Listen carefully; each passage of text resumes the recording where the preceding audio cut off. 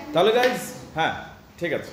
তাহলে গাইজ আজকের আলোচ্য বিষয় হলো, আজকে যেটা আমরা আলোচনা করব সেটা হচ্ছে হিস্ট্রি অফ ইংলিশ লিটারেচার সংক্রান্ত কিছু প্রশ্ন করছি আমি, তোমরা পারলে উত্তর দাও। Alright, history of English literature সংক্রান্ত কিছু প্রশ্ন করলাম, উত্তর দিও, ঠিক আছে? So here are some questions. কিছু প্রশ্ন করছি, যেমন পারবে উত্তর দেবে।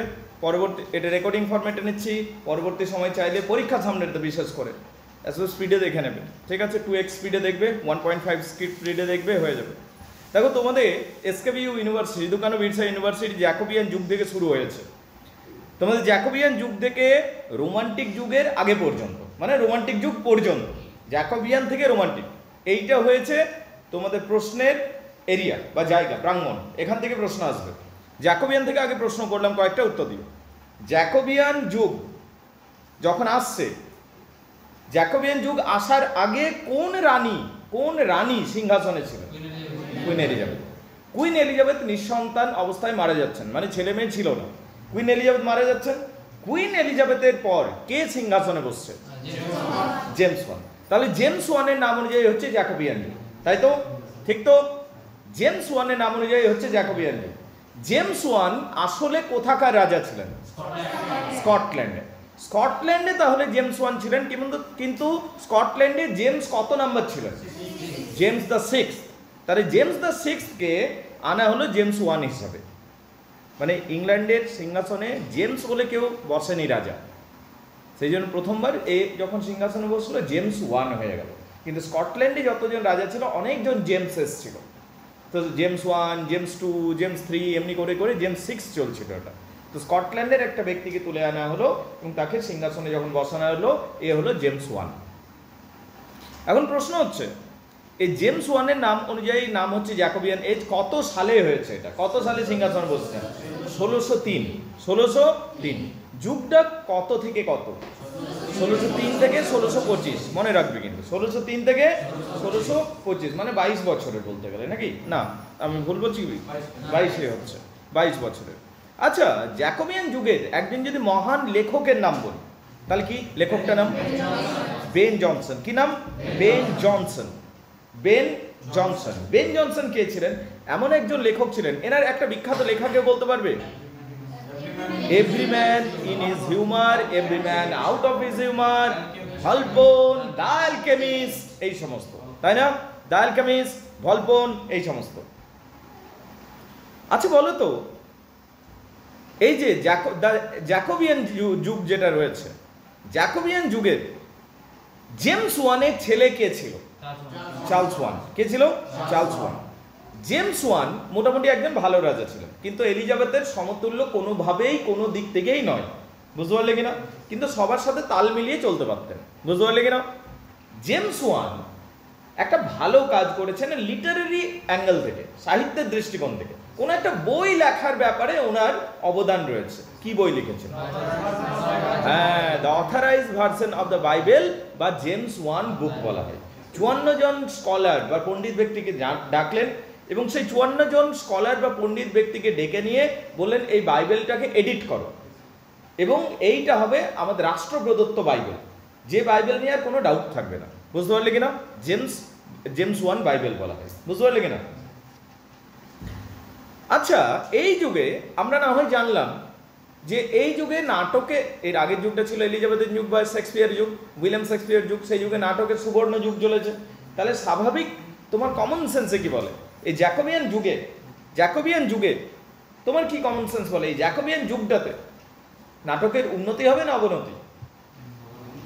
আগে উন্নতি হওয়া উচিত ছিল, কারণ সুবর্ণ যুগ চলেছে, কিন্তু অদ্ভুতভাবে নাটক কিন্তু সেইভাবে উন্নত হয়নি যেটা এক্সপেক্টেড ছিল, বুঝতে পারলে কিনা? যদিও নাটককে থামানোর বা নাটককে আটকানোর কোনো চেষ্টাই করা হয়নি, বরং রাদার টু সে একদিক থেকে উন্নতি হয়েছিল। কি? মেয়েদিকেও অ্যালাউড করা হয়েছিল, বলো, বুঝতে পারলে কিনা? তাহলে একদিক থেকে উন্নতিই বলবো যে এতদিন ছেলেরা যেটা অ্যালাউড ছিল, মানে আরো ওপেন মাইন্ডেড হলো। কিন্তু এটা বলবো লেখকদের অদক্ষতা, যে শেক্সপিয়ারের মতো এতটা ভালো লিখতে পারেন, বিকজ শেক্সপিয়ার ওয়াজ জিনিয়াস। তো শেক্সপিয়ারের মতো আরও কেউ প্রডিউস হয়নি এই যুগে। তো সেই দিক থেকে তোমরা বলতে পারো নাটক আর উন্নত হয়নি, ওই এলিজাবেথেনটাই ছিল হাইয়েস্ট পয়েন্ট, বুঝতে পারলে কিনা? কিন্তু সামগ্রিকভাবে এই যুগটাও নাটকের জন্য ফেভারেবল ছিল। মানে এটা অ্যাডভার্স ছিল না। অ্যাডভার্স মানে বিপরীত, নাটক থামিয়ে দেবো, বন্ধ করে দেবো, এইরকম কিছু ছিল না এই যুগটাতে। বরং মেয়েদিকেও অ্যালাউ করা হয়েছিল। যে সমস্ত মেয়েদিকে অ্যালাউ করা হয়েছিল তার বেসিক্যালি প্রস্টিটিউট ছিল। বুঝতে পারলে কিনা? ভালো বাড়ির মেয়েরা আসতো না নাটক করতে। বুঝতে পারলে কিনা? এইটা হচ্ছে ব্যাপার। এখন প্রশ্ন হচ্ছে, এই যুগে আমরা জানি তাহলে বেন জনসন সবদিকে শ্রেষ্ঠ রাইটার ছিলেন। কে? Ben Jonson. এখন বেন জনসন ছাড়াও যদি আরো একটা দুটো নাম বলতে হয় রাইটারের নাম, কি বলবে? বিওমেন্ট অ্যান্ড ফ্লেচার। আর কি বলবে? জন মিল্টন এই যুগে নয় যে ম্যাডাম, পরের যুগটা তো আসছে। ঠিক আছে, এই যুগে হচ্ছে বিওমেন্ট অ্যান্ড ফ্লেচার। তুমি Thomas Dekker, Thomas Middleton, Thomas Heywood, John Webster, Francis Bacon, Roger Ascham, John Lyly, Robert Burton, এত সমস্ত নাম রয়েছে। আমাকে এবার কয়েকটা উত্তর দাও। দ্য চ্যাঞ্জেলিং কে লিখেছে? Thomas Middleton. টক্সোফিলাস কে লিখেছে? Roger Ascham. The Shoemaker's Holiday কে লিখেছে? Thomas Dekker. Thomas Dekker. The Anatomy of Melancholy কে লিখেছে? Robert Burton. কে লিখেছে? Robert Burton. Robert Burton. Very good, মোটামুটি বলতে পারছো, একদম চারিদিকটা সাইলেন্ট নেই। তো যাই হোক, জ্যাকোবিয়ান যুগ শেষ হয়ে গেল। 22 বছরের যুগ আর কতই বড় হবে। ঠিক আছে, জ্যাকোবিয়ান যুগ শেষ হয়ে গেল। এবার সিংহাসনে কে বসলো?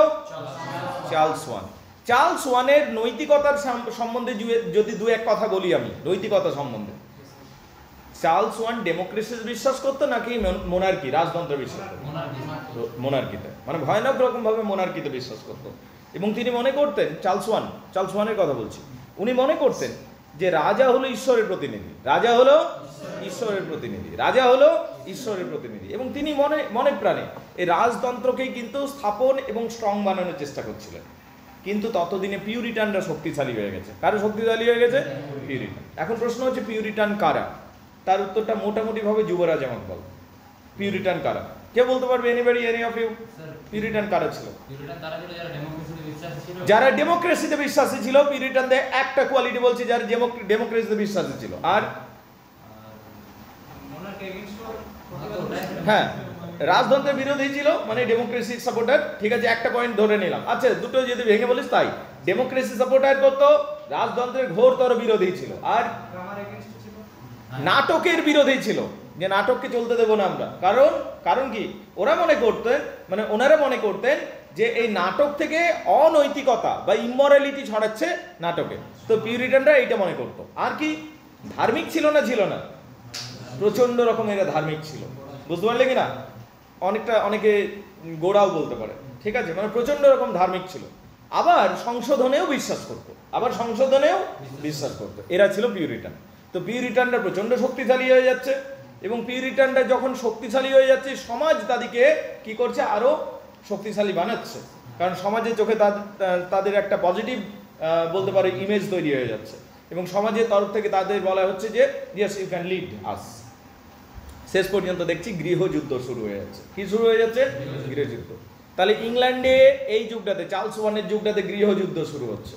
তাহলে গৃহযুদ্ধ যে শুরু হচ্ছে, যেটা পিউরিটান এজ বলা হয়, সেটা দুই পক্ষে কে ছিল? একদিকে ছিল রয়্যালিস্ট ছিল, মানে রাজতন্ত্রের সমর্থক। অন্যদিকে তার কারে ছিল? পিউরিটানসরা ছিল। পিউরিটান মানে ডেমোক্রেটিক সাপোর্টাররা ছিল। বুঝতে পারলে কিনা? লড়াই হলো, বহুদিন লড়াই চললো, সব বুঝলাম, কিন্তু আলটিমেটলি কারে জিতলো? শেষ পর্যন্ত কারে জিতলো? পিউরিটানসরা জিতলো।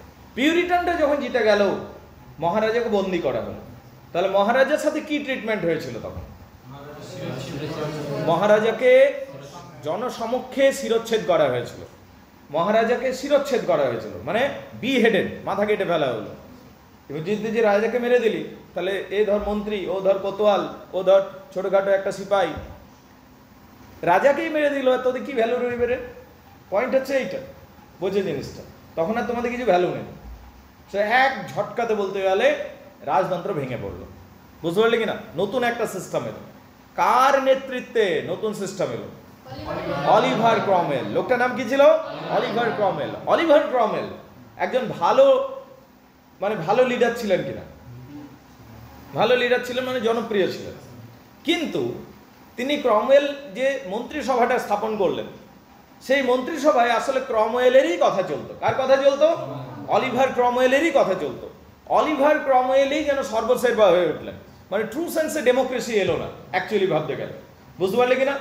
ওই অটোক্রেট টাইপের হয়ে গেল। অটোক্রেট মানে ওই সেই বলতে পারো একনায়কতন্ত্র, যেটা অলিভার ক্রমওয়েল হয়ে গেল। আগের রাজাকে সরালি, তুই নিজে রাজা হয়ে গেলি, আর নামে বলছি ডেমোক্রেসি চালাচ্ছি, এইরকম ব্যাপার ছিল অলিভার ক্রমওয়েল। তো অলিভার ক্রমওয়েল একটা প্রচন্ড শক্তিশালী ব্যক্তিত্ব হিসাবে উঠে এলেন, আমরা যাকে দেখতে পাই। নাও দ্য পয়েন্ট ইজ দিস, এইখানে এবার একটা প্রশ্ন আছে। অলিভার ক্রমওয়েলের যে ল্যাটিন সেক্রেটারি, ল্যাটিন ভাষাটা খুব উন্নত ভাষা মনে করো তো, আজও উন্নত ভাষা, এবং বাইবেল ল্যাটিনেই লেখা হয়েছে। ওই ল্যাটিন ভাষায় একজন মহাপণ্ডিত ব্যক্তি এনার সাথে সাথে থাকতেন। সেই পণ্ডিত ব্যক্তির নাম কি? John Milton. কি নাম? John Milton. আমার প্রশ্নের আগেই উত্তর দিয়ে দিচ্ছ। ওকে, ঠিক, জন মিল্টন, বুঝতে পারলে কিনা? আচ্ছা, জন মিল্টন কি বই লিখেছিল যেইটার জন্য এত ফেমাস হয়েছে? Paradise lost. কি বই লিখেছিলেন? Paradise lost. প্যারাডাইজ লস্ট এতই মহান বই, তোমাদের কোর্সেও আছে বাই দ্য ওয়ে, সেমিস্টার 4-এ যখন যাবে তোমরা প্যারাডাইজ লস্ট পাবে এবং ওটাকে ডিটেলসে পড়তে হবে। বাই দ্য ওয়ে সেম 3-তেও 5-এর জন্য প্যারাডাইজ লস্ট খুবই গুরুত্বপূর্ণ। ওই এক্সপ্লেনেশন হিসাবে, শর্ট নোট হিসাবে প্যারাডাইজ লস্ট খুব খুব খুব বেশি গুরুত্বপূর্ণ, প্যারাডাইজ লস্ট, এবং ওটা পড়তে হবে। কারণ ইংরাজি সাহিত্যে যতগুলো কবিতা আছে তার মধ্যে তুমি যদি বেস্ট 50 কনসিডার করো, প্যারাডাইজ লস্ট তার মধ্যে থাকবেই, থাকবেই, কোনো দিকে যাবে না প্যারাডাইজ লস্ট। এত মহান বই প্যারাডাইজ লস্ট। আসলে জেলের ভেতর থেকে অন্ধ অবস্থায় লিখেছিলেন জন মিল্টন। হ্যাঁ, অন্ধ হয়ে গেছিলেন। কালকুঠরিতে তোকে যদি 12 বছর 14 বছর রেখে দিই, কি হবে? তুই একটা মোম দেখতে পাবি, বাইরের কোনো আলো দেখতে পাবি না, কালকুঠরির ভেতরে, তাহলে তুই তো অন্ধ হয়ে যাবি। তো অন্ধ হয়ে গেছিল বেচারা জন মিল্টন, বুঝতে পারলি কিনা? তো যাই হোক, ডেমোক্রেসি চললো না। ডেমোক্রেসি চললো কিছুদিন, কিন্তু ডেমোক্রেসিতে কারাপশন একটা খুব বড় সমস্যা। কারাপশন মানে দুর্নীতি। সেই জন্য না চীন দেশের প্রতি আমার একটা সম্মান বেড়ে গেছে। চীন আমাদের শত্রু দেশ জানি, কিন্তু কারাপশন করে একদম টলারেট করে না। কারাপশনকে একদম টলারেট করে না। কারাপশনের একদম ঘোরতর বিরোধী ওরা, বুঝতে পারলে? তুমি কারাপশন করবে, দুর্নীতি করবে, পরের দিনে তোমাকে প্রকাশ্যে ফাঁসি দিয়ে দেবে। কোরিয়া, চীন, ওই সমস্ত দেশগুলো, বুঝতে পারলে কিনা? So this is mean how we should deal corruption. এইভাবে তোমার কারাপশন ডিল করা উচিত। এমনি নয় যে তোমার 20 বছর কেস চলবে, তারপরে দোষী প্রমাণিত হলে সাসপেন্ড হবে। This is not, this is the most easiest way, বুঝতে পারলে কিনা? This the easiest way, the most lucrative way to continue corruption. Alright, যাই হোক, এখন যেটা কথা হচ্ছে, please switch off the microphone Puja, please switch off the microphone. Okay, please. Okay, now the point is that, okay, now the point is this. এখন পয়েন্টটা হচ্ছে যেটা, অলিভার ক্রমওয়েল মন্ত্রিসভা সাজালেন, সবকিছু চললো, কিন্তু প্রচুর করাপ্টেড হয়ে গেল। রাজতন্ত্রের থেকেও আরো বেশি খারাপ হাল হয়ে গেল ইংল্যান্ডের। ইংল্যান্ডে যখন এতই খারাপ হাল হয়ে গেল, দুর্দশা হয়ে গেল, তখন লোকের মনে একটা কম্প্যারিজন চলতে লাগলো যে রাজতন্ত্রই তাহলে ভালো ছিল, এই সমস্ত কি দরকার আমাদের। তখন সবাই বলতে লাগলো রাজা রানীকে ফিরিয়ে আনো, রাজা রানীকে ফিরিয়ে আনো। আবার পুনরায় সব ব্যবস্থা উল্টে পাল্টে গেল। কিছুদিন পর, কয়েক বছর পর, কিছুদিন বলা ভুল, কয়েক বছর পর আবার সবাই বললো রাজতন্ত্র ফিরে আনাও, এবং রাজাকে আবার ফিরিয়ে আনা হলো। যে রাজা ছিল তাকে তো মেরে দিয়েছিস, তাহলে তার কোনো নিকট আত্মীয়কে তুমি সিংহাসনে বসাবে এবং পুনরায় রাজতন্ত্র বহাল করবে। এবার নতুন রাজা তাহলে সিংহাসনে বসলো। মাঝে ডেমোক্রেসি চলেছিল, বাই দ্য ওয়ে, যতদিন ডেমোক্রেসি চলেছিল স্টেজ বা থিয়েটার বন্ধ হয়ে গেছিল, নাটক বন্ধ করে দিয়েছিল এরা। পিউরিটানসরা নাটককে বন্ধ করে দিয়েছিল, কমপ্লিটলি বন্ধ করে দিয়েছিল, বলে, বুঝতে পারলে কিনা? এরপর নতুন রাজা সিংহাসনে এলো। নতুন রাজা যখন সিংহাসনে এলো, এ প্রতিশোধ পরায়ণ ছিল। প্রতিশোধ পরায়ণ বুঝিস? রিভেঞ্জফুল। এর মনে হলো যে যাদের জন্য ডেমোক্রেসি এসেছিল এবং যাদের জন্য আমাদের রাষ্ট্র এত সাফার করলো, তাদেরকে আমি পানিশ করব। এখানে অলিভার ক্রমওয়েলের নাম ছিল সব দিকে উপরে, কিন্তু অলিভার ক্রমওয়েল তো মারা গেছে। তাহলে কি করা হবে? ঠিকই বলেছে, অলিভার ক্রমওয়েলকে কবর থেকে তোলা হলো এবং কবর থেকে তুলে এনে তার শিরচ্ছেদ করা হলো এবং তার মুন্ডুটা বা মাথাটা একটা স্পাইকের উপর আটকে দেওয়া হয়েছিল।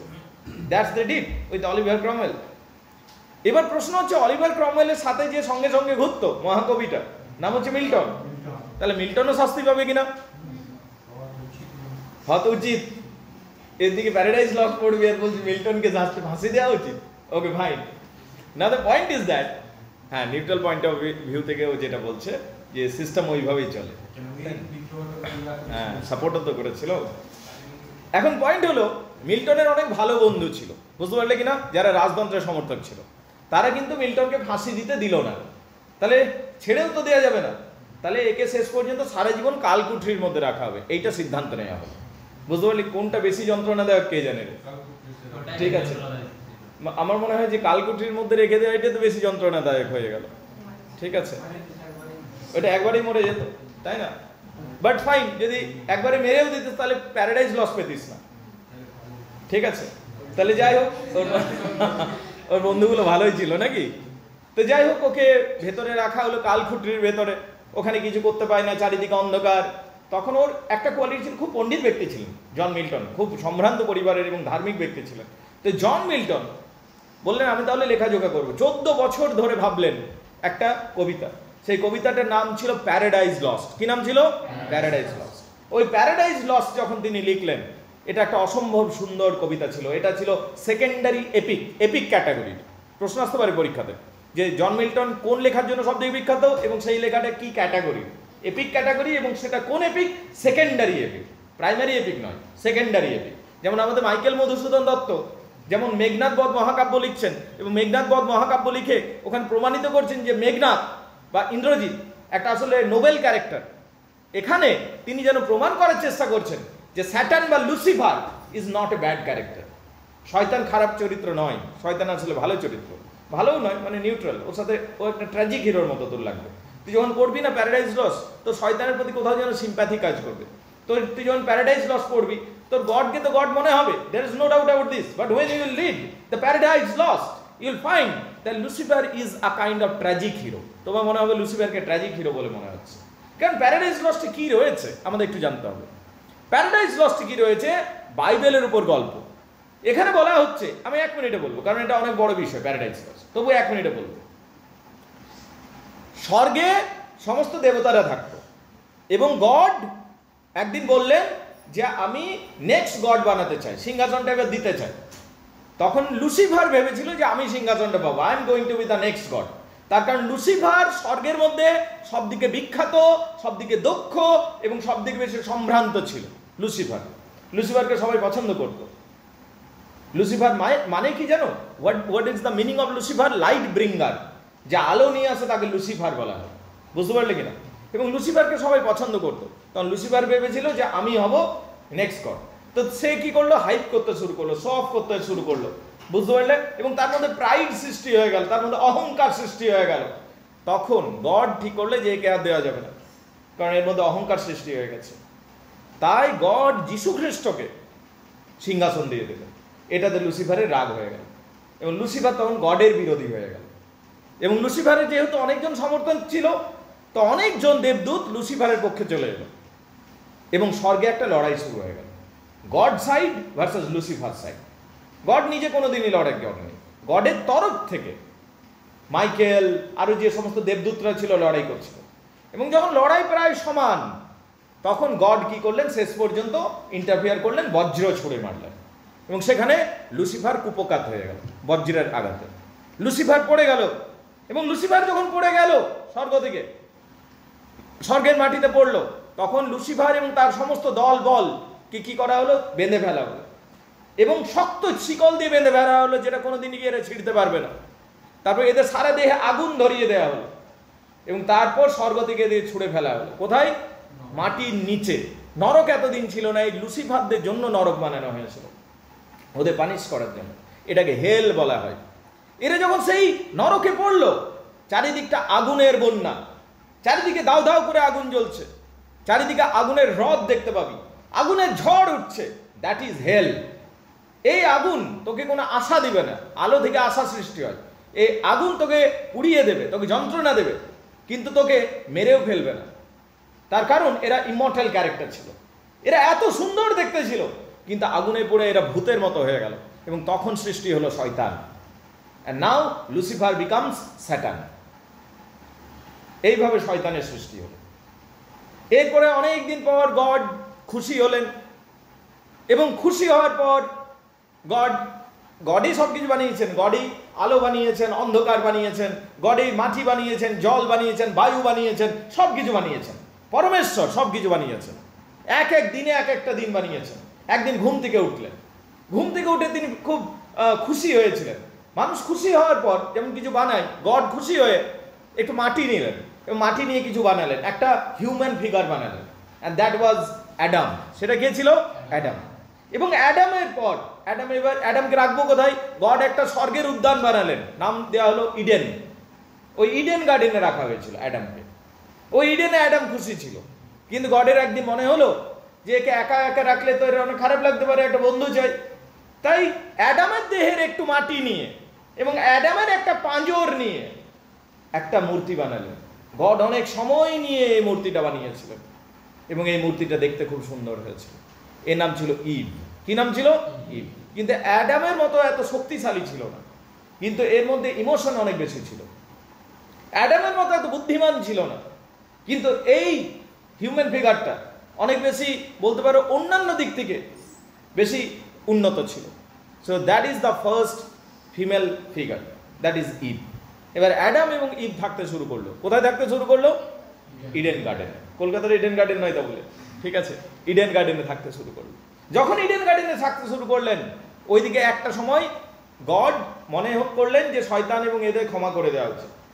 গড শয়তানকে ক্ষমাও করলেন, এবং গড যখন ক্ষমা করলেন শয়তানকে, শয়তান সাপের রূপ বেশে বাইরে এসেছিলেন। গড যখন ক্ষমা করলেন, শয়তান বেরিয়ে এলেন, এবং শয়তান বেরিয়ে এসে ভাবলেন যে আমি গডের ক্ষতি করতে চাই, কিন্তু ওর মধ্যে এতটা ক্ষমতা নেই যে গডের ক্ষতি করতে পারবে। তাই গডের যে সব থেকে প্রিয় আমি তাদের ক্ষতি করব। কিন্তু স্বর্গে এমনি এমনি যাওয়া যাবে না, কারণ যতক্ষণ না আমি ইনভাইটেড হই, আমাকে কেউ ইনভাইট করে, আমি স্বর্গে ঢুকতে পারবো না। ও প্রথমে ময়ূরকে বলেছিল, ময়ূর পিকককে বলেছিল যে আমাকে স্বর্গে নিয়ে চলো, পিকক তাকে না বলেছিল। তারপর সাপকে বলল যে আমাকে ভেতরে নিয়ে চলো। সাপ বলল ঠিক আছে, আমার মুখের ভেতরে বসো, এবং সাপের মুখের ভেতরে বসে গেছিল শয়তান, এবং সে সার্পেন্টের রূপ নিল এবং সে ভিতরে ঢুকে গেল ইডেন গার্ডেনে।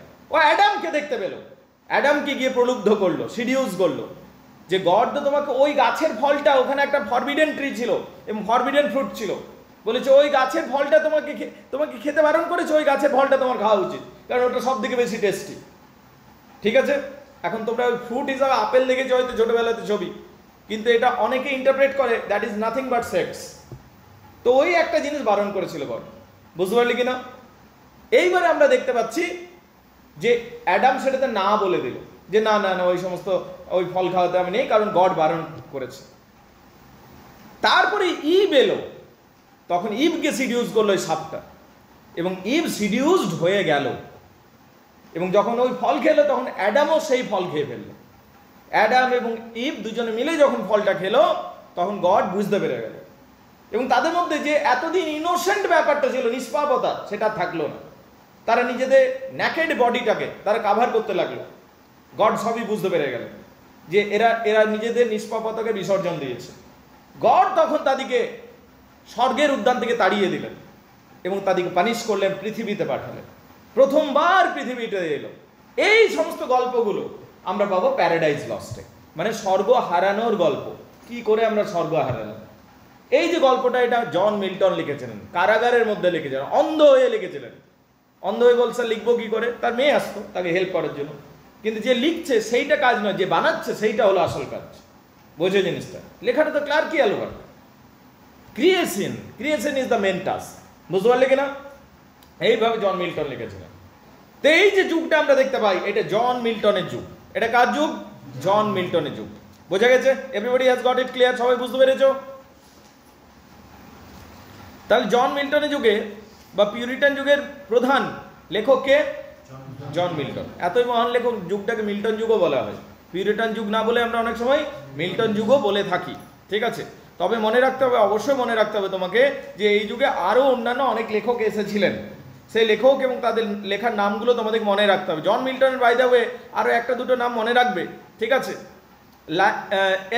দেখো এখানে হচ্ছে কোমাস রয়েছে, লাইসিডিয়াস রয়েছে, প্যারাডাইস লস্ট রয়েছে, প্যারাডাইস রিগেন রয়েছে, স্যামসম অ্যাগোনিস্টিস রয়েছে। এগুলো মনে রাখতে হবে। বুঝতে পারলে কিনা? আচ্ছা আমাকে বলো, 1649 কি হয়েছিল? চার্লস ওয়ান এক্সিকিউটেড, চার্লস ওয়ানকে বিহেড করা হলো। ঠিক আছে, 1642 কি হলো? থিয়েটারকে ক্লোজ করে দেওয়া হলো। Theatre was closed. বুঝতে পারলে কিনা? ঠিক। রিলিজিও মেডিসি কে লিখেছে? Sir Thomas Browne. কি নাম? Sir Thomas Browne. লেভিথান কে লিখেছে? Thomas Hobbes. এখানটা সবাই আস্তে আস্তে বলছে যে, জোরে বলো। মুখস্থই হয়নি, মুখস্থ করবে, পরীক্ষা আসতে পারে। আচ্ছা বলো তো, লাভ ইন এ উড, জঙ্গলে ভালোবাসা, কে লিখেছে? কে লিখেছে? ওয়াইচি হার্ডলি। বুঝতে পারলে কিনা?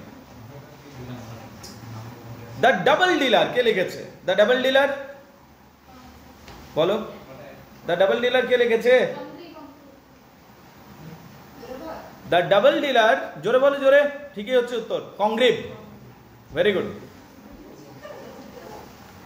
দ্য সুলেন লাভার কার লেখা? স্যাডওয়েলের লেখা। কার লেখা? স্যাডওয়েলের লেখা, সুলেন লাভার। মনে রাখবে এগুলো।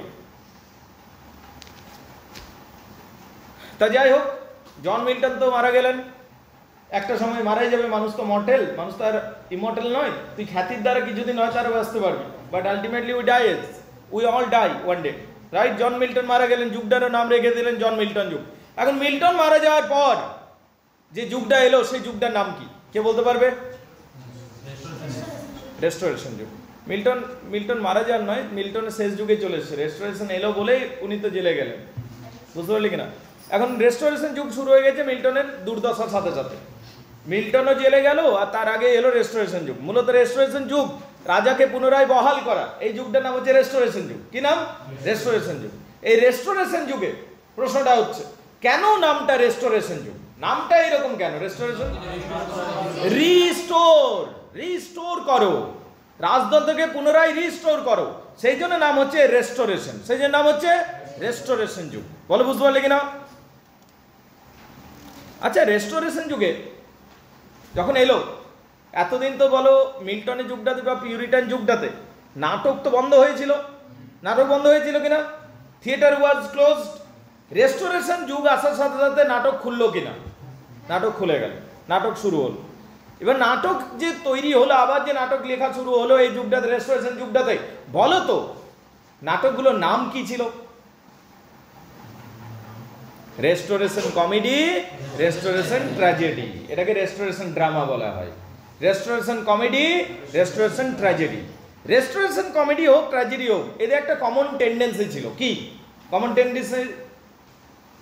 মহারাজাদের জন্য লেখা হতো, রয়্যাল ক্লাসের জন্য লেখা হতো, উঁচু সমাজের জন্য লেখা হতো। এটা রেস্টোরেশন ড্রামা কার জন্য লেখা হতো? উঁচু সমাজের জন্য। কেন? সাধারণ লোক দেখতে আসছে না, সাধারণ লোক নাটক দেখতে আসছে না, কারণ গত 20 বছর ধরে সবাইকে বোঝানো হয়েছে নাটক খারাপ জিনিস, নাটক দেখতে যাবে না। ইনস্ট্যান্টলি নাটক যদি খুলেও যায়, নাটক দেখতে যাবে না লোক। বুঝতে পারলি কিনা? কারণ সমাজ প্রভাবিত হয়েছে, নতুন জেনারেশন চলে এসছে, সেই জেনারেশন বুড়ো হয়ে গেছে যারা এলিজাবেথের যুগে নাটক দেখেছিল। একটা নতুন জেনারেশন তৈরি হয়ে এসছে, উঠে এসছে, যারা বরাবরই শুনেছে এবং জেনেছে যে নাটক একটা খারাপ জিনিস, নাটক দিয়ে ইমোরালিটি ছড়ানো হয়। তো নাটক দেখতে আসছে না সাধারণ লোক। তাহলে নাটক যে লিখবো, অডিয়েন্স কই, কাদের জন্য লিখবো? তাহলে রেস্টোরেশন যুগে নাটক খোলা হলো, কিন্তু অডিয়েন্স নেই, কমন পিপল আসছে না। তাহলে নাটক কাদের জন্য লিখবো? শুধু রয়্যাল পিপলদের জন্য লিখবো। তাহলে রেস্টোরেশন ড্রামাগুলোতে তুমি এটাকে ক্লাস ড্রামা বলা হয়। কি বলা হয়? কারণ একটা নির্দিষ্ট ক্লাসের জন্য এটা লেখা হচ্ছে, সমাজের একটা নির্দিষ্ট শ্রেণীর জন্য লেখা হচ্ছে। কোন শ্রেণী? রয়্যাল শ্রেণী বা ধনী শ্রেণী বা রাজকীয় সম্প্রদায় বা অভিজাত সম্প্রদায়ের জন্য লেখা হচ্ছে। এই অভিজাত সম্প্রদায়ের জন্য এই নাটকগুলো লেখা হচ্ছিল। বলো, বুঝতে পারলে কিনা? এই যে অভিজাত সম্প্রদায়ের জন্য যে নাটকগুলো লেখা হচ্ছিল, এই নাটকগুলোর মধ্যে কি কি বৈশিষ্ট্য থাকবে কেউ বলতে পারবে? বলো। আগের মতো মেয়েরা চান্স পাবে, ভালো কথা বলেছে, কমন সেন্স থেকে বলো, বই পড়বে দরকার নেই, তুমি যে টোনটা বুঝে যাও তাহলে তুমি বুঝতে পেরেছি। দেখো, একটা বই আমি বারবার রিকমেন্ড করছি, রুল অ্যান্ড লিটারেচার বইটা, ঠিক আছে? দেখো, ডেভিড আছে, যেগুলো পড়তে যাবে কঠিন লাগবে, ঠিক আছে? অনেক ছোট ছোট বই, এমএ করবে, পিএইচডি করবে, তখন এইগুলো কাজে লাগবে। আদারওয়াইজ এই বইটা সেমিস্টারের জন্য সবথেকে বেস্ট, ঠিক আছে? এটা এই জন্য নয় যে আমি লিখেছি বলে নয়, ঠিক আছে? The point is that it's genuinely good for your সেমিস্টারে ওই 3-4 মাসের মধ্যে কমপ্লিট করার জন্য ডেভিড ডাচেস পারবো না, তোমাকে জেনুইনলি এইটাই হেল্প করবে কমপ্লিট করতে পুরো বইটা, ঠিক আছে? Okay, fine. The point is that restoration যুগে যে ট্র্যাজেডিটা হয়েছে বা কমেডিটা, আগে কমেডির কথা বলি, কি কি কমন ট্রেটস রয়েছে, ট্রেটস মানে বৈশিষ্ট্য বা ফিচার্স বা ক্যারেক্টারিস্টিক্স। রেস্টোরেশন যুগের নাটকগুলোর প্রথম বৈশিষ্ট্য যেটা হবে ক্লাস ড্রামা, মানে নির্দিষ্ট শ্রেণীর জন্য লেখা হবে, ধনী শ্রেণীর জন্য লেখা হবে, সেটা কারণ রাজা মহারাজারা দেখছে তাদের জন্যই। 2 নম্বর হচ্ছে ফ্যাশনেবল, রাজা মহারাজা দেখবে নাটকটাকে ফ্যাশনেবল বানাতে হবে। 3 নম্বর ম্যানারিজম দেখাবে, ওরা সেই যুগের ম্যানারিজমগুলোকে বেশি করে প্রমোট করবে। 4 নম্বর হচ্ছে আচ্ছা রাজা মহারাজ এবং রয়্যাল ক্লাসে বলতো অনৈতিক সম্পর্ক থাকে কিনা, অনেক এরা প্রচুর অনৈতিক সম্পর্ক করে, বুঝতে পারলে কিনা? রাজা মহারাজের মধ্যে প্রচুর বেশি অনৈতিক সম্পর্ক থাকে, এরা শৌখিন মানুষ, ঠিক আছে, এরা জীবনটাকে উপভোগ করতে এসছে, আর তুই এসছিস শুধুমাত্র ডিসিপ্লিন মানতে, আধার কার্ডে লাইন দিতে, ঠিক আছে, ওকে ফাইন। তো রাজা মহারাজের মোট কথা শৌখিন মানুষ, বুঝতে পারলি কিনা? Now the point is that এদের যে জীবনযাত্রাটা ছিল অনেক বেশি হিজিবিজি এলোমেলো ছিল, অ্যাডাল্টারাস ছিল, এক্সট্রা ম্যারিটাল ছিল, আর ওইগুলো তুমি এই নাটকটার মধ্যে অনেক বেশি দেখতে পাবে। অনেকে বলে এই নাটকটা অনেকটা ভালগার বুঝো, মানে তোমার অনেকটা মনে হবে যে এটাকে মানে অসভ্য, ভালগার এইরকম মনে হতে পারে, ঠিক আছে, এই জিনিসটা দেখতে পাবে। সেক্সুয়ালিটিটাকে অনেক বেশি এক্সপোজ করা হয়েছে এই নাটকগুলোর মধ্যে। However plot is good, plot ভালোই থাকে, ঠিক আছে, ডায়লগও ঠিকঠাক থাকে, বাট এলিজাবেথের মতো কোনোভাবে নয়, সেইটাও মাথায় রাখবে, ঠিক আছে। ইভেন ভিক্টোরিয়ান যুগে জেনে রাখবে, ভিক্টোরিয়ান যুগ অনেক পরে আসবে, রোমান্টিক যুগ আসবে, ভিক্টোরিয়ান যুগ আসবে, পরে আসবে।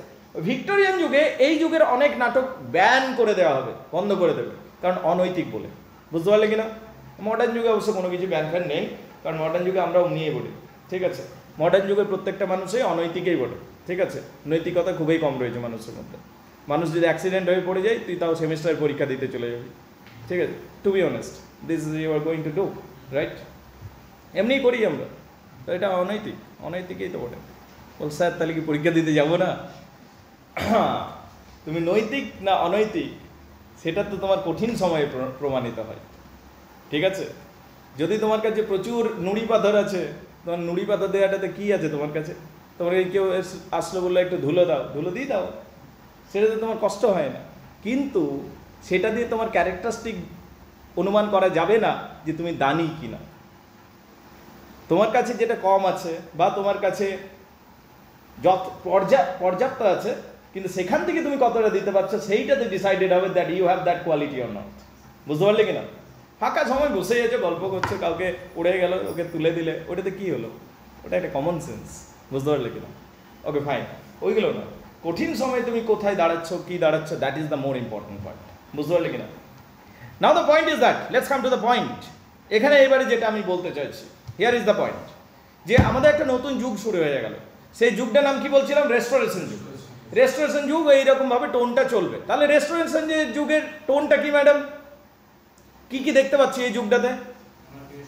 মোনার্কি দেখতে পাচ্ছি, এলোমেলো সম্পর্ক দেখতে পাচ্ছি, বাজে ড্রামা দেখতে পাচ্ছি, আর ফ্যাশন দেখতে পাচ্ছি, ঠিক এইভাবে এই যুগটা শেষ হয়ে যাবে। এই যুগটার পরের যুগটা যেটা আসবে সেটার নাম আগস্টান এজ, পোপ আলেকজান্ডার পোপ বা আগস্টান এজ। এই যে আগস্টান এজ কেন বলা হয়? শোনো, এই যুগে মানে এই যুগটা রেস্টোরেশন যুগ শেষ হয়ে গেল, রেস্টোরেশন যুগ আগের দিন পর্যন্ত পড়েছিলাম বাইরে। এইবারে যেটা পড়ছে সেটা আগস্টাস এজ পড়ছি, একটু শুনবে মন দিয়ে। আগস্টাস এজ কি? দেখো, একজন মহান কবি আসবেন এই যুগে, তবে সেই কবিটার নাম হচ্ছে আলেকজান্ডার পোপ। কি নাম? পোপ। এবং পোপ একা নয়, পোপের মতো আরো অনেকজন থাকবেন, যারা পোপের মতো আরো অনেকজন থাকবেন, যারা কিন্তু সম্রাট আগস্টাসের যুগে যে কবি সাহিত্যিকরা ছিল তাদের ফলো করার চেষ্টা করবে। সেই জন্য এটাকে আগস্টাস এজ যুগ বলা হয়। একবার দেখে নাও, বের করো আগে বইটা।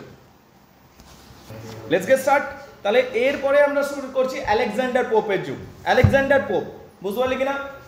এই বইটার কত নাম্বার পেজে আছে একটু বলবে? 40 পেজ, পেজ 40। এই দেখো, অলরাইট, আগস্টান এজ। আগস্টান এজে কি রয়েছে বোঝো, একটু পড়ি আমি কয়েকটা জিনিস, কি পয়েন্টসগুলো পড়ছি আগে। দেখো, তোমাদের 3টা যুগ মাথায় রাখতে হবে: রেস্টোরেশন যুগ, আগস্টান যুগ এবং 18th সেঞ্চুরি। এই 3টে যুগকে একসাথে নিও ক্লাসিক্যাল এজ বলা হয়। কি বলা হয়? নিও ক্লাসিক্যাল এজ। কি বলা হয়? নিও ক্লাসিক্যাল এজ। নিও ক্লাসিক্যাল এজের নিও ক্লাসিক্যাল এজে তাহলে তিনটে যুগ রয়েছে, রেস্টোরেশন, আগস্টান এবং 18th সেঞ্চুরি। এই নিও ক্লাসিক্যালের 2 নম্বর যুগটা হলো আগস্টানের যুগ, বুঝতে পারলে কিনা? আগস্টান যুগটাকে আগস্টান যুগ বলা হচ্ছে কেন, দ্যাটস দ্য কোয়েশ্চেন। রাজীব বাবু বলবেন। এই যুগের যে সমস্ত কবিগুলো ছিল, সম্রাট আগস্টানের আমলে যে সমস্ত মহান কবিরা ছিল তাদের অনুকরণ করে লিখত। সম্রাট আগস্টান রোমের সম্রাট ছিলেন, তার যুগে সব ভালো ভালো কবি এসেছিল এবং তার আগে পর্যন্ত অনেক ভালো ভালো কবি এসেছিল, যেমন হোরাস ছিল, ভার্জিল ছিল, ঠিক আছে, ওভিড ছিল, এমনি সমস্ত এই কবিদের স্টাইলে এরা লিখত, নকল করার চেষ্টা করতো। সেই জন্য এই যুগটাকে আগস্টান এজ বলা হয়েছে। বলো বুঝতে পারলে কিনা?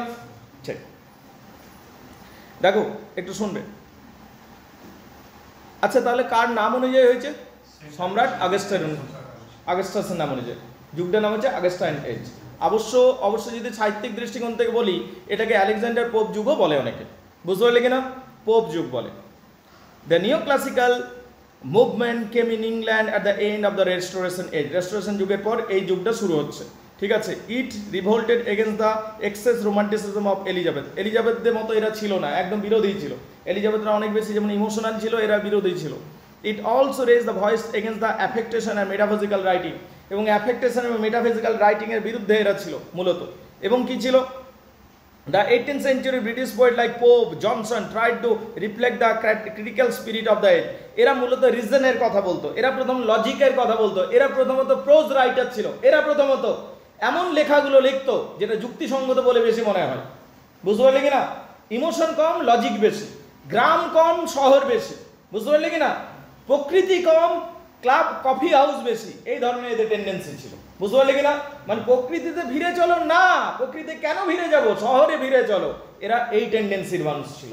মানে প্রকৃতি কেন্দ্রিক ছিল কি না? ছিল না প্রকৃতি কেন্দ্রিক। এটা কি কেন্দ্রিক ছিল? শহর কেন্দ্রিক ছিল। এটা কি কবিতা কেন্দ্রিক ছিল? না, এটা কি কেন্দ্রিক ছিল? প্রোজ রাইটিং কেন্দ্রিক ছিল, বুঝতে পারলে কিনা? এই যুগে কি এপিক লেখা হয়েছে? না, মক এপিক লেখা হয়েছে। কি লেখা হয়েছে? মক এপিক লেখা হয়েছে।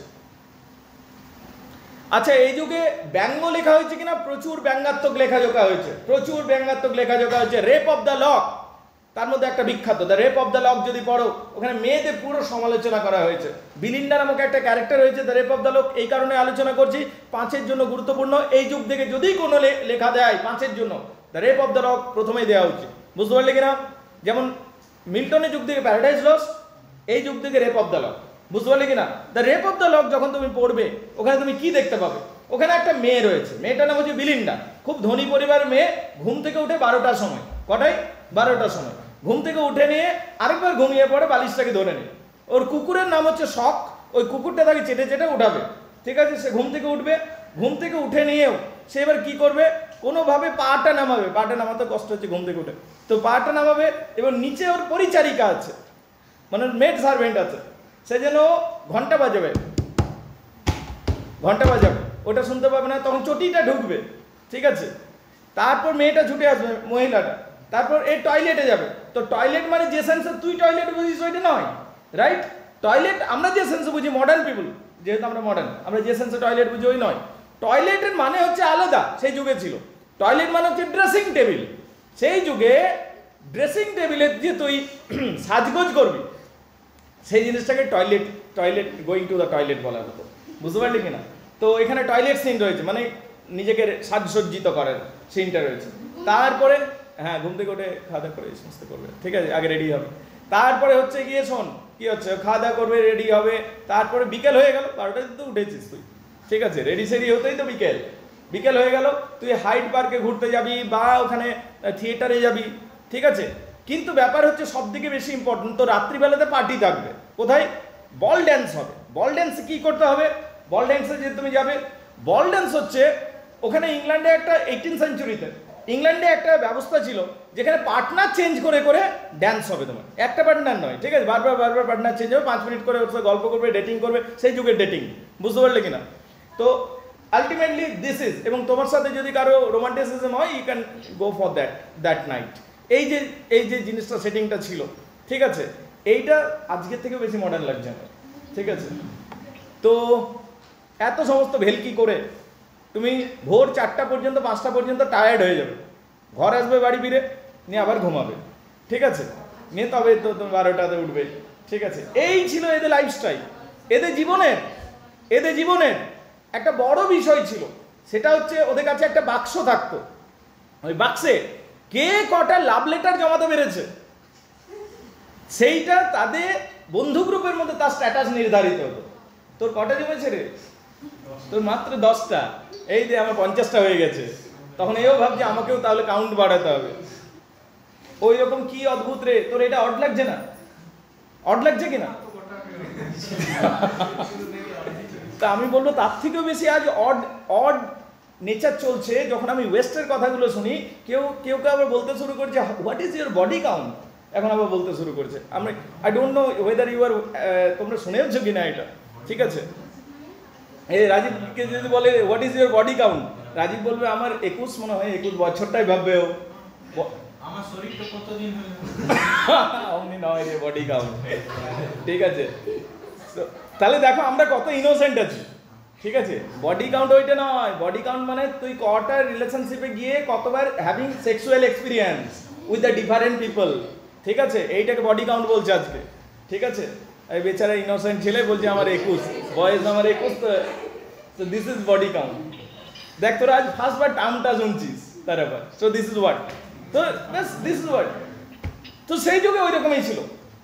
এবারে এই জিনিসটাকে আলেকজান্ডার পোপ পুরোপুরি কবিতার মধ্যে ক্রিটিসাইজ করেছে। আসলে দুটো সম্ভ্রান্ত পরিবার ছিল, সেই দুটো সম্ভ্রান্ত পরিবারের ঝগড়া হয়ে যাবে। একটা সুন্দরী মেয়ে ছিল আর একটা হ্যান্ডসাম ছেলে ছিল। এবার মেয়েটা কি করেছে, ওই লেটার বাড়ানোর চক্করে মেয়েটা গ্রিন সিগন্যাল দিচ্ছিল। গ্রিন সিগন্যাল বুঝিস তো না? ওটাকে ব্যাখ্যা করবো এবার, ঠিক আছে। প্রেমের ব্যাপারে গ্রিন সিগন্যাল দিয়েছে।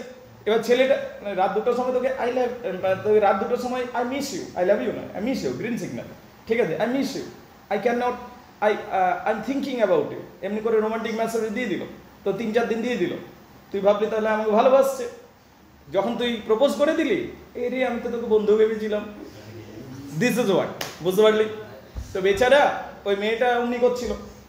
তো ছেলেটা গিয়ে পর যখন প্রপোজ করে দিল, তখন ও রিজেক্ট করে দিল। তখন ছেলেটার ওটা খুব গায়ে লেগেছিল। তখন ছেলেটা ওর সামনে একটা চুল ছিল, বুঝলি, লক ছিল, ওই লকটা দিয়েছিল কেটে কাঁচি দিয়ে, বুঝতে পারলি কিনা? তো এইটাকে বলা হচ্ছে রেপ অফ দ্য লক, মানে অসম্মান করা হলো।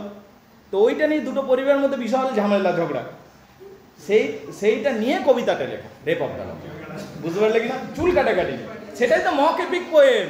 মক এপিক পোয়েমের সব কিছু এপিক পোয়েমের মতো, কিন্তু সাবজেক্ট ম্যাটারটা তুচ্ছ থাকবে, একেবারে নগণ্য থাকবে।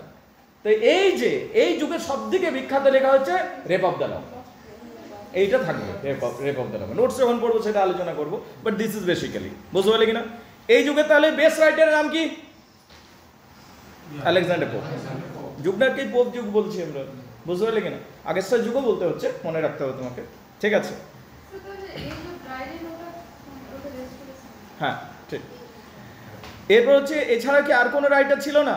দেখো আরও অনেক রাইটার আছে, কিন্তু এই যুগগুলো ডিভাইড করাটা খুব কঠিন, কারণ মিলেমিশে যাচ্ছে, লোক তো মরে যাচ্ছে না, যুগটা চেঞ্জ হচ্ছে, লোক বেঁচে থাকছে, পরের যুগে ঢুকে যাচ্ছে, এই হয়ে যাচ্ছে। মোটামুটিভাবে এইটা তুমি ধরে রাখতে পারো আলেকজান্ডার পোপ যুগ, বুঝতে পারলে কিনা? তুমি ইভেন দেখতে পাবে এই যুগের রাইটার পরের যুগে পাবে, 18th সেঞ্চুরিতেও পাবে, ওই যুগের রাইটার এই যুগে পাবে, মানে মিলেমিশে গেছে। মানে এতই ছোট ছোট যুগ যে এটা লাইনটা ডিভিশন করাটাই খুব কঠিন। It is very hard, you can't do it, বুঝতে পারলে কিনা? ঠিক। এখানে দেখবে আলেকজান্ডার পোপ সম্বন্ধে কিছু কিছু লেখা আছে, যেমন একটু শুনে নেই। He was born in a Catholic family. তাহলে আলেকজান্ডার পোপ কোন পরিবারে জন্ম হয়েছে? ক্যাথলিক ফ্যামিলিতে। He has some physical problem, তার কিছু ফিজিক্যাল প্রবলেম ছিল। হি ওয়াজ হাঞ্চব্যাক মানে কুজো ছিল লোকটা। এই যে মহান কবি কথা বলছি, উনি একটু কুজো ছিলেন, জ্যালাস ছিলেন, জ্যালাস বুঝিস তো, ঠিক আছে, প্রচন্ড হিংসুটে। আর রিভেঞ্জফুল পারসন, রিভেঞ্জফুল মানে প্রতিশোধ পরায়ণ ছিল। But he was a very loyal friend, বন্ধু হিসাবে বিরাটই লয়াল ছিল, বুঝতে পারলে? He was master of neo classical movement. এই নিও ক্লাসিক্যাল মুভমেন্টটাকে বলতে পারে উনি একদম শ্রেষ্ঠ ছিলেন এই নিও ক্লাসিক্যাল মুভমেন্টে। হিজ ইম্পর্টেন্স আর ওয়ার্কস আর প্যাস্টোরাল, তিনি প্যাস্টোরালস নামক কিছু কবিতাও লিখেছিলেন, pastoral. His road poem for summer, spring, autumn, winter, এগুলোর জন্য ছোট ছোট কিছু কবিতা লিখেছিলেন। He wrote some descriptive poem also, তিনি কিছু পোয়েমও লিখেছিলেন, লম্বা লম্বা কবিতাও লিখেছিলেন। His essay on criticism is very famous, তিনি একটা এসে লিখেছিলেন, essay on criticism, that's very famous. The rape of the lock is very famous, তার সব থেকে বেশি বিখ্যাত লেখা হলো rape of the lock. It is a mock epic poem, এটা একটা mock epic poem. It is his masterpiece, এটাকে তার মাস্টারপিস হিসেবে কনসিডার করতে হবে। ইট ইজ হি ট্রান্সলেটেড, তিনি ট্রান্সলেট করেছিলেন একটা বই ইলিয়াড এবং ওডিসিকে, যেগুলো গ্রিক ভাষায় ছিল সেটাকে তিনি ট্রান্সলেট করেছিলেন।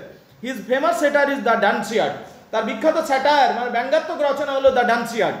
তাহলে তোকে তিনটে জিনিস মনে রাখতে হচ্ছে ম্যাডাম, তিনটে জিনিস মনে রাখবে, rape of the lock Alexander Pope, the Dunciad Alexander Pope, আর মনে রাখতে হচ্ছে ইলিয়াড এবং ওডিসিকে ট্রান্সলেট করেছিলেন আলেকজান্ডার পোপ। তাছাড়া আরেকটা পারলে মনে রাখবে, প্যাস্টোরালস গুলো লিখেছিলেন। কি লিখেছিলেন?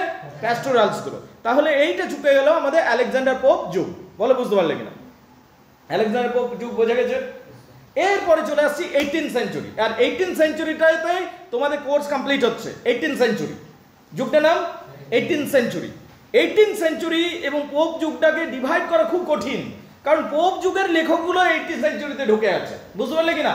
আবার 18th সেঞ্চুরি গুলো পোপ যুগে ঢুকে আছে। So it is very hard to divide, তুই ডিভাইড করতেই পারবি না, রাইট? এখানে উপর থেকে তোকে দেখতে হবে। আচ্ছা by the way, 18th century বল বা পোপ যুগে বল, ফেমাস ম্যাগাজিন বের হচ্ছিল। কি বের হচ্ছিল? ফেমাস লিটারেরি ম্যাগাজিন, বুঝতে পারলে কিনা? এই 18th সেঞ্চুরিতে বিশেষ করে দ্য ট্যাটলার, দ্য স্পেক্টেটর প্রকাশিত হয় ম্যাগাজিন, নিউজ পেপার, ম্যাগাজিন, বুঝতে পারলে কিনা? ফেমাস জার্নালস বলা হয়, জার্নাল মানে news paper, journals, news paper. এবং ফেমাস প্রোজ রাইটার্স এই যুগে ছিল জনাথন সুইফট, যিনি গ্যালিভার্স ট্রাভেলস লিখলেন। গ্যালিভার্স ট্রাভেলস দারুণ গল্প, পরীক্ষাতে আসতে পারে 5-এর জন্য, ওইটাও আলোচনা করে দিচ্ছি, ঠিক আছে? ড্যানিয়েল ডিফো রবিনসন ক্রুসো লিখছেন, ঠিক আছে? ড্যানিয়েল ডিফো লিখছেন রবিনসন ক্রুসো, রিচার্ডসন লিখছেন প্যামেলা, ফিল্ডিং লিখছেন ক্ল্যারিসা হার্লোই, এগুলো সমস্ত লেখা হচ্ছে। তারপরে অনেক মাইনর পোয়েটসও ছিল। 18th সেঞ্চুরি যদি দেখি ডক্টর জনসনের যুগ বলবো, আগেরটা ছিল আলেকজান্ডার পোপ যুগ, 18th সেঞ্চুরিকে বলবো ডক্টর জনসনের যুগ। কার যুগ? ডক্টর জনসন বা 18th সেঞ্চুরি। বলো বুঝতে পারলে? ঠিক। এবার 18th সেঞ্চুরির টেন্ডেন্সি কি? আরো বেশি প্রোজ রাইটিং, এখানে নোভেল লেখা শুরু হয়ে গেল, উপন্যাস লেখা শুরু হয়ে গেল। কোন যুগে? 18th century. এই 18th সেঞ্চুরি আমাদের বলবো আলেকজান্ডার যুগে, আলেকজান্ডার পোপ যুগটাতে তো কবিতাও লেখা হয়েছে। এই যুগে কবিতা কম, পুরোপুরি ফোকাস হয়ে গেছিল নোভেলের উপর, নোভেল মানে উপন্যাস লেখার উপর। 18th সেঞ্চুরিতে বড় বড় সব উপন্যাসিকের কথা পাবো, জনাথন সুইফটের নাম পাবো। কার নাম পাবো? Jonathan Swift. তারপর তো ড্যানিয়েল ডিফো, রিচার্ডসন, ফিল্ডিং, এই সমস্ত নামগুলো পাবো, বুঝতে পারলি কিনা? যেগুলো দেখো আলেকজান্ডার পোপে ঢুকে আছে, বুঝতে পারলি কিনা? এই যুগে লিটারেরি এবং পলিটিক্যালি ইংল্যান্ডের অবস্থা খুব খারাপ হয়েছিল এই যুগটাতে, পলিটিক্যালি, কারণ দুটো দলেই বিভক্ত হয়ে গেছিল ইংল্যান্ড পুরোপুরি। আর যেটা খুব খারাপ জিনিস, তুমি পশ্চিমবঙ্গের সাথে অনেকটা কম্পেয়ার করতে পারবে, বুঝতে পারলে কিনা? এবং এরা একে অপরকে এমনভাবে দেখছিল যেন একে অপরের শত্রু, বুঝতে পারলে কিনা? এইরকম হয়ে গেছিল England. And there way lot of social problem, অনেক সামাজিক সমস্যা ছিল। লিটারেচার বিকাম কমপ্লেক্স, এবং যখন সমাজ জটিল হয়ে যায় সাহিত্যও জটিল হবে। এই যুগে সাহিত্যও জটিল হয়ে গেল। পলিটিক্স অ্যাফেক্টেড লিটারেচার, রাজনীতি প্রভাবিত করতে লাগলো সাহিত্যকে। এটা খুব খারাপ জিনিস। কেন? তুই আমার রাজনৈতিক দলের সদস্য বলে তুই বাজে লিখিস, খারাপ লিখিস, আমি তোকে অ্যাওয়ার্ডস দেওয়া করাবো, বুঝতে পারলি? কারণ আমি চিফ মিনিস্টার, আমি প্রধানমন্ত্রী, তুই যেহেতু আমার সাপোর্টার, আমি তোকে অ্যাওয়ার্ডস দেওয়া করো। ও খুব ভালো লেখে, কিন্তু ও আমার বিরোধিতা করে, ও আমার এগেনস্টে বলে মাঝে মধ্যে, ঠিক আছে? ওকে আমি কোনো অ্যাওয়ার্ডস দিয়ে দেবো না, কিন্তু আমিও মনে মনে জানি ও লিটারেরি মেরিটস আমার থেকে অনেক বেশি, এবং আমি যাকে পুষে রাখছি তার থেকে অনেক বেশি। বলো বুঝতে পারলে কিনা? তাহলে এটা পলিটিক্যালি ইনফ্লুয়েন্স হচ্ছে কিনা? তাহলে লিটারেচার এই যুগ থেকে পলিটিক্যালি ইনফ্লুয়েন্স হতে শুরু করলো, which is very bad, absolutely bad. তার কারণ জেনুইন রাইটারদের জন্য এটা খুব কষ্টকর, আর যারা চিপ রাইটার হবে তারা পপুলারিটি পেয়ে যাবে। এই যুগে 18th সেঞ্চুরিতে এটা ঘটলো। আর কি? করাপশন, ঘুষ নেওয়া, ব্রাইব, করাপশন, দুর্নীতি, ব্রাইব, ঘুষ নেওয়া, মার্ডার, ভায়োলেন্স ওয়ের কমন, সোসাইটিতে কমন ছিল। এটা কি এখনকার যুগের সাথে মনে হচ্ছে না অনেকটা রিলেটেড 18th সেঞ্চুরিটা? মেনি ম্যাগাজিন আর নিউজ পেপার কেম আউট, অনেক ম্যাগাজিন, অনেক নিউজ পেপার বেরিয়ে এলো। এই যুগে যদি বিখ্যাত রাইটারের কথা বলি, ডক্টর স্যামুয়েল জনসন। কি নাম? Doctor Samuel Johnson. এবং আরেকটা নাম মনে রাখবে, অলিভার গোল্ডস্মিথ। কি নাম? Oliver Goldsmith. এই যুগে কিছু উপন্যাসিক বেরিয়ে এলো যারা ভয়ের, ভূতের, গা ছমছম করা ভূতের গল্প লিখতে শুরু করলো। তাদেরকে টেরর নভেলিস্ট বলা হয়। তারা টেরোরিস্ট ছিল না, তাদেরকে টেরর নভেলিস্ট, কারণ ভয় আতঙ্কের গল্প লিখতো বলে, ভূতের গল্প লিখতো, গা ছমছম গল্প লিখতো। এদের মধ্যে কে কে ছিল? হোরাস ওয়ালপোল, উইলিয়াম ব্যাকফোর্ড, ফ্রান্সিস বানি, মিসেস রেডক্লিফ, এরা ছিল বলাটা ভুল, এনারা ছিলেন। ফেমাস পোয়েটসও ছিল, কয়েকজন ভালো কবিও এসেছিলেন। কবিতা যে একদমই ডিলিট হয়ে যাবে তা তো হয় না, কিছু ভালো কবিতাও বেরিয়ে এসেছিল। কি কি? এই যুগে থমাস গ্রে, কে এসেছিল? থমাস গ্রে, যিনি elegy written in a country churchyard, পরীক্ষাতে আসতে পারে, ভেরি ইম্পর্টেন্ট 5-এর জন্য, বুঝতে পারলে কিনা? Elegy written in a country churchyard কার লেখা? থমাস গ্রে লেখা। থমাস গ্রে একদিন চার্চের ওখানে চলে যাচ্ছে, চার্চ প্রাঙ্গণে, এবং সন্ধ্যা হয়ে গেছে, পেঁচা ডাকতে শুরু করেছে, মাঠে গরুগুলো বাড়ি যাচ্ছে, ফাঁকা হয়ে গেছে, চাঁদ উঠেছে। সেই সময় থমাস গ্রে বসে বসে ভাবছেন, এবং ওইখানে এটা কবরস্থান, এবং কবরস্থানে কি হয়েছে? ছোট ছোট ঢিপি রয়েছে। সেই ঢিপিগুলো দেখে থমাস গ্রে ভাবতে শুরু করেন, ফিলোসফিক হয়ে যাচ্ছেন, যে এই কবরের ভিতর যারা শুয়েছিল তাদের কেউ কোনোদিন চিনল না, তারা এলো, জন্মালো, চাষবাস করলো, এবং খ্যাতিহীন অবস্থায় মরে চলে গেল। কিন্তু এদিকে ঘৃণা করা উচিত নয়, কারণ এরা কারো ক্ষতি করে যায়নি। এরা এসেছিল, এদিকে আর কেউ কোনোদিন এদের জন্য কেউ কোনোদিন সাজবে না, এদের জন্য তার ছেলেমেয়েরা কোনোদিন ওয়েট করে থাকবে না। They came and they had a simple life, and we should not hate any poor people. আমাদের গরিব মানুষকে এবং সহজ সরল মানুষকে ঘৃণা করা উচিত নয়, যে এরা ক্ষমতার শীর্ষে পৌঁছায়নি, এরা কোনোদিন সেরকম কিছু করে যেতে পারেনি সমাজের জন্য। সেইটা যেমন সত্যি, এইটাও সত্যি যে এরা সমাজকে কুলসিত করেনি, সমাজকে খারাপ করে যায়নি। তাই এই সাধারণ মানুষকে কোনোদিন ঘৃণার চোখে দেখা উচিত নয়। এই রকম সব থিঙ্কিংগুলো এবং কথাগুলো আমরা পাবো elegy written in a country churchyard by Thomas Gray. গ্রাম্য সৌন্দর্য, গ্রামের ভালোবাসা, গ্রামের টোন সবকিছু দেখতে পাবি Thomas Gray elegy written in a country চার্চইয়ার্ডে। এছাড়াও আরো দু একজন কবি রয়েছেন, William Collins, Crabbe, Robert Blair. এক কথায় সামগ্রিকভাবে তোমাকে এইটা বলে দিলাম। তবে এই যুগে বেশ কয়েকটা উপন্যাস বেরিয়ে এসছে, সেই উপন্যাসগুলো তোমাকে মনে রাখতে হবে। এই 18th সেঞ্চুরিতে কি কি উপন্যাস বেরিয়ে এসছে? প্রথম কথা হচ্ছে গ্যালিভার্স ট্রাভেলস। কার লেখা? জনাথন সুইফটের লেখা। গ্যালিভার বলে একটা লোক আছে, সেই লোকটা খুবই অ্যাডভেঞ্চারাস প্রিয়। কার মতো? আমাদের রাজীব বাবুর মতো, শুভজিৎ বাবুর মতো। জাহাজ নিয়ে বেরিয়ে যাচ্ছে, ঝড়ে জাহাজ পড়ছে, ডুবে যাচ্ছে, এবং জাহাজে ডুবে যাওয়ার পর ভাসতে ভাসতে একটা নতুন দ্বীপে চলে আসছে। সেই দ্বীপে মানুষগুলো 6 ইঞ্চি করে তারা বেঁধে রাখছে, ওকে দড়ি দিয়ে বেঁধে রাখছে, এবং ওদের সাথে কিছুটা ফ্রেন্ডলি হয়ে যাচ্ছে। ওখানে একটা অ্যাডভেঞ্চার হচ্ছে, ওদের কাছ থেকে বহু কাণ্ডকীর্তি হচ্ছে, সেখান থেকে ফিরে আসছে, বাড়ি ফিরে আসছে, রিচ হয়ে যাচ্ছে, ধনী হয়ে যাচ্ছে। কিন্তু আবার কিছুদিনের মধ্যে সমস্ত টাকা পয়সা উড়িয়ে দিচ্ছে, নিয়ে আবার ছেলেটা বলছে যে আমি আবার জার্নিতে যাব, জার্নি করতে আবার বের হয়ে যাচ্ছে। এবার আরেকবার জাহাজ ডুবছে, এবং কোথায় এসে পৌঁছে? জাহাজ ডুবে নেই। এইবারে কি হচ্ছে? তার নাবিক বন্ধুরা তাকে ছেড়ে দিয়ে পালিয়ে যাচ্ছে। সে একটা নতুন দ্বীপে এসে পৌঁছাচ্ছে, সেই দ্বীপটাতে রাক্ষসরা থাকে 60 ফুট করে লম্বা। তো একটা চাষি তাকে ধরছে, সেই চাষি তাকে নিয়ে যাচ্ছে, তার বাড়িতে মেয়ে আছে, একটা বাচ্চা মেয়ে আছে, সেই বাচ্চা মেয়ে তাকে পুতুলের মতো রাখছে, তাকে পুতুলের পোশাক পরাচ্ছে, স্নান করাচ্ছে, খাওয়াচ্ছে, তার এখানে একটা অ্যাডভেঞ্চার হচ্ছে। এইভাবে আরো দুটো জার্নি রয়েছে। তো গ্যালিভার্স ট্রাভেলের গল্পটা এইরকম, জনাথন সুইফটের লেখা। প্রচুর ব্যঙ্গ রয়েছে। আসলে লিলিপুট যাদিকে রয়েছে, তারা লিলিপুট বলে সম্বোধন করলে ওরা আসলে মানুষই বটে, মানুষের মতোই তো রীতিনীতি হাসি ঠাট্টা করবে। আরেকটা রয়েছে দেখবে, যেটা হচ্ছে Daniel depot, Robinson Crusoe. Robinson Crusoe বলে একটা ক্যারেক্টার, ওরও জাহাজ ডুবি হচ্ছে, ও একটা অদ্ভুত দ্বীপে এসে পৌঁছাচ্ছে রবিনসন ক্রুসো। সেই দ্বীপে কেউ থাকে না, সে সেখানে থাকছে এবং সার্ভাইভ করার চেষ্টা করছে রবিনসন ক্রুসো। ওখানে একটা গুহা পাচ্ছে, সে গুহার ভিতর থাকছে, চারিদিকে একটা তোমার বলতে পারো বেড়ার মতো বাঁধাচ্ছে, একটা সিঁড়ি দিয়ে ওঠানামা করছে, সামনে খেতি বাড়ি শুরু করছে, ওখানে ভেতরে জঙ্গলের ভেতরে যাচ্ছে, বড় বড় মেলন্স থেকে শুরু করে বড় বড় ফসল নিয়েছে। ক্লাস 9-এও রয়েছে এটা, ঠিক আছে, একটা ছোট গল্প করে দিয়েছে ক্লাস 9-এ। তো সে এখানে থাকছে অনেকদিন, কিন্তু আলটিমেটলি ওর মনে হচ্ছে এখান থেকে আমাকে বার হতে হবে, কারণ সে এখানে একটা বড় পায়ের ছাপ দেখতে পাচ্ছে। এবং সে যখন ভেতরে যাচ্ছে, সে বুঝতে পারছে এখানে নরখাদকরা থাকে, কঙ্কালের মুন্ডু ফুন্ডু পাচ্ছে।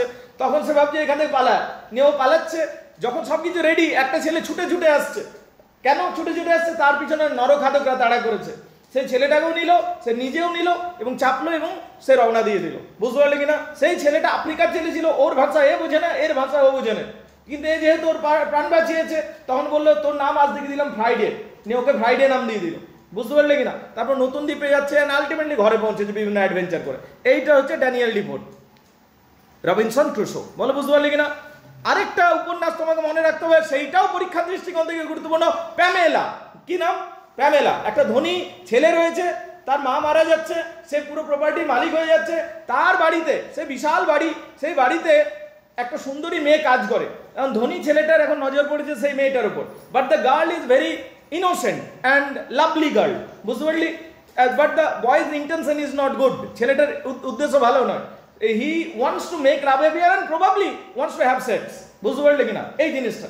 কিন্তু মেয়েটা বারবার না করে দিচ্ছে, তখন সে ওই উদ্দেশ্য পূরণ করার জন্য ছেলেটা কি করছে, মেয়ে সেজে নিচ্ছে এবং সেই মেয়েটাকে অন্য একটা বন্ধুর বাড়িতে চাকরি করতে পাঠিয়ে দিচ্ছে, যে আমার সাথে আমার বাড়িতে তোমার কাজ করতে আপত্তি আছে, তুমি চলে যাও আমার বন্ধুর বাড়িতে কাজ করতে, নিয়ে তাকে অন্য জায়গায় জবে পাঠিয়ে দিচ্ছে এবং সেই বন্ধুর বাড়িতে সে আবার মেয়ে সেজে চলে যাচ্ছে তার সাথে থাকবার জন্য।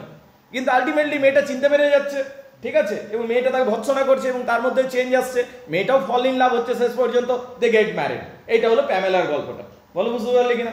তো এইরকম সব উপন্যাস আমরা এই যুগটাতে দেখতে পাবো। এইটা এক কথা হলো 18th সেঞ্চুরি, যেটা তোমাদের এই পর্যন্ত কোর্স, আর শেষে এই যুগটা যখন শেষ হয়ে যাচ্ছে, তখন এই যুগটা যখন শেষ হয়ে যাচ্ছে তখন একদল কবি উঠে আসছেন যারা রোমান্টিক কবিদের মতো কবিতা লিখতে শুরু করছে, কথা বলতে শুরু করছে।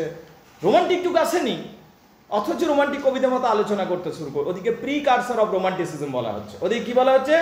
Pre cursor of romanticism. এই যুগে একজন ভালো নাট্যকারও আসছে, অলিভার গোল্ডস্মিথ। কি নাম? অলিভার গোল্ডস্মিথ, যিনি সিস্টুস টু কঙ্কার লিখবেন, হুইচ ইজ ভেরি ইম্পর্টেন্ট।